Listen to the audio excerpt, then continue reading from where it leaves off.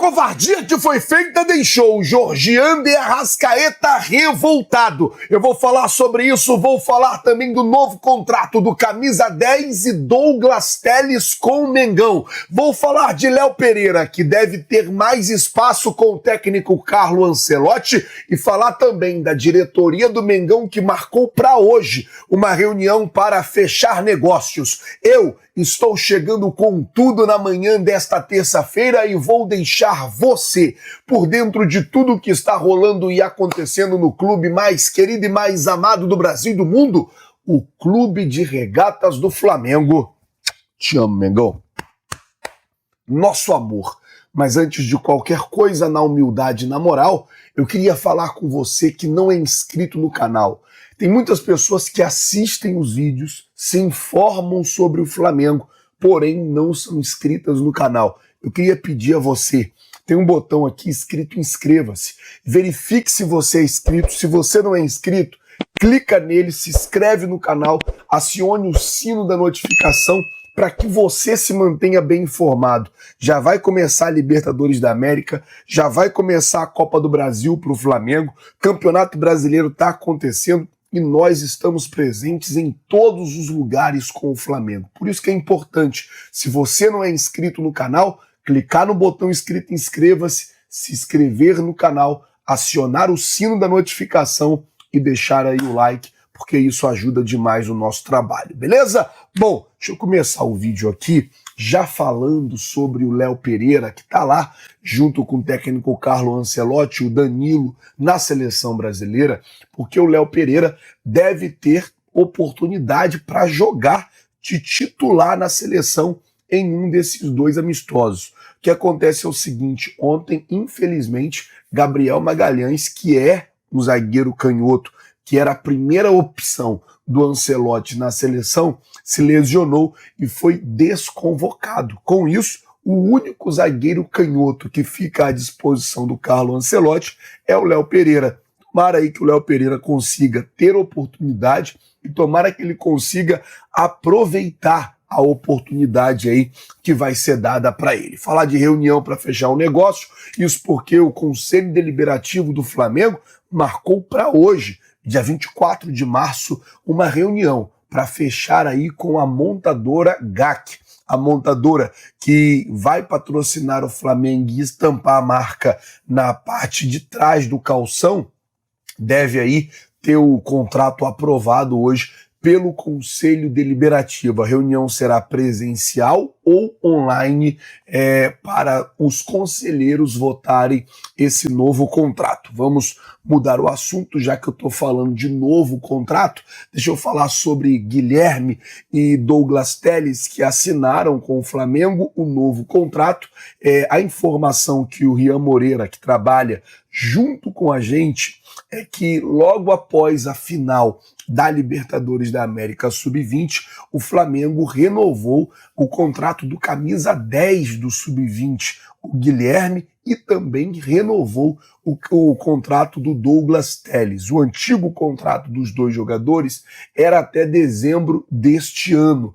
E agora o Flamengo estendeu o prazo do contrato deles por mais 2 anos até o final de 2028. Lembrando que o Guilherme está no último ano na categoria Sub-20. Esse ano é o último ano dele. A partir do ano que vem, obrigatoriamente, ele vai ter que subir para o profissional. Douglas Telles também já está aí no seu último ano de Sub-20, só que o Douglas Telles, ele já vem jogando e atuando na equipe profissional, já tinha jogado com o Felipe Luiz, já tinha feito gol e tudo no time de cima. Então, os dois jogadores já tiveram os seus contratos renovados. Bom, vamos mudar o assunto aqui.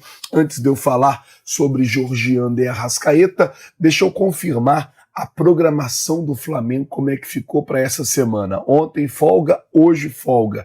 Amanhã todo mundo se apresenta às 4 horas da tarde, treina amanhã à tarde, treina quinta, treina sexta, folga sábado e treina no domingo. Tá montada assim a programação do Flamengo para essa semana, e aí segunda, terça e quarta, treino normal, já pensando no jogo de quinta-feira contra o Red Bull Bragantino pelo Campeonato Brasileiro. Antes de eu falar de Georgian de Arrascaeta, que ficou revoltado, e eu preciso conversar com vocês sobre isso, porque existe sim, e eu falo sempre isso aqui no canal, existe um movimento para atrapalhar o Flamengo. Deixa eu falar rapidinho com você. Um lance antes da expulsão do Everton Araújo, o Arrascaeta saía em um contra-ataque e tinha 2 jogadores do Corinthians marcando ele. Paralelo a isso, o Samuel Lino entrava no meio da área sozinho. E o Arrascaeta preferiu o drible, tentar encontrar um espaço para tentar fazer o gol. E o Samuel Lino, ele perde a bola e o Samuel Lino fica revoltado ali e tal. Coisa de jogo, até aí tá tudo bem. Só que, depois dessa jogada, logo depois que ele perde a bola, o Everton Araújo pressiona a saída de bola do Corinthians e aí tem o lance da falta que culminou na expulsão do Everton Araújo. Depois ficou todo mundo crucificando o Arrascaeta, criticando o Arrascaeta, falando do Arrascaeta, que o Arrascaeta é isso, que o Arrascaeta é aquilo, que o Arrascaeta, que o Arrascaeta, que o Arrascaeta. Eu cheguei a ver pessoas chegarem no absurdo de dizer que o Arrascaeta não estava conseguindo jogar esse ano, que o Arrascaeta tinha ficado em 2025 e que o Leonardo Jardim teria que colocar o Arrascaeta no banco. Gente, explicar uma coisa para vocês. O Arrascaeta é um dos jogadores mais vitoriosos da história do Flamengo. São 18 títulos que ele tem. O Arrascaeta, ele não tem um histórico de ser fominha. Você vê, o Arrascaeta, muito pelo contrário, ele é o líder de assistência no Flamengo. É o jogador que mais dá assistência no Flamengo. É o jogador que mais passa a bola no Flamengo. Foi um caso, um lance, uma situação isolada. Uma situação totalmente isolada. Mas não podemos nós, torcedores do Flamengo, que amamos esse clube, que amamos o Flamengo, ficar caindo nessa pilha. Ficar, o Arrascaeta é isso. Por quê? Muitas das vezes o que eu percebo é isso. A imprensa dá uma inflamada e a torcida vai na onda. A imprensa dá uma inflamada e a torcida vem, cai matando junto. Gente, errou, faz parte. O Samuel Lino também erra, o Gabigol erra, o Messi erra, o Cristiano Ronaldo erra, todo mundo erra. Acontece. Infelizmente, as coisas acontecem. E não tem muito para onde se correr, não tem muito o que se fazer. As coisas, às vezes, não saem como planejado. As coisas, às vezes, elas simplesmente não saem. A ideia dele era limpar, bater e fazer o gol. Não aconteceu.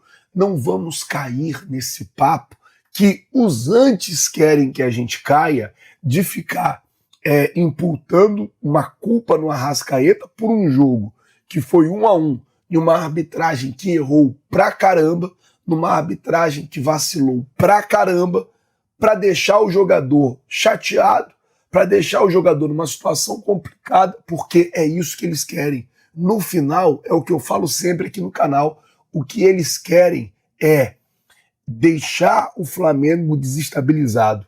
No final, o que eles querem é deixar o Flamengo mal. É isso que eles querem. E aí o que aconteceu? Crítica. Arrascaeta ontem foi para a rede social e ele posta uma foto, ele na frente do ônibus do Flamengo, aí ali em cima assim escrito Flamengo, ele de uniforme, passando aqui pela frente do ônibus, ele coloca assim embaixo: a minha história foi escrita com lealdade.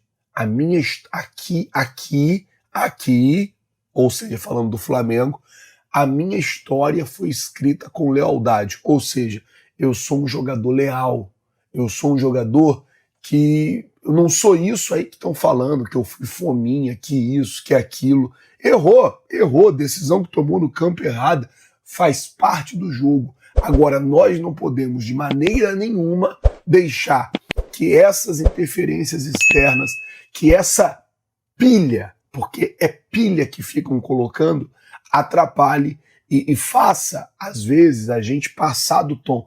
Ah, Flazoeiro, você tá passando pano. Eu não tô passando pano. É porque se a gente não tomar cuidado, a gente vai na onda, a gente vai na pilha e acaba prejudicando o nosso próprio time. Então, o Arrascaeta, pelo tom do post, ficou revoltado, ficou chateado e agora, é claro, vai lá para a data FIFA, vai jogar com a seleção uruguaia, depois vai voltar, vai ter que jogar no Flamengo, não tem esse negócio. E assim, as coisas vão acontecer. O Jardim tem 5 jogos no Flamengo, óbvio que o Jardim ainda vai pegar a veia desse time, eu não acho que ele ainda pegou a veia desse time, inclusive foi a pergunta que eu fiz para ele. Falei, Leonardo Jardim, quanto de Leonardo Jardim tem na equipe? Quanto que você acha que tem do seu trabalho já no time? E aí a resposta dele foi, vocês que têm que analisar. Estou pedindo para ele analisar, porque ele sabe o trabalho dele. Eu não conheço o trabalho do Jardim. Então, assim, mudou alguma coisa ou outra? Mudou.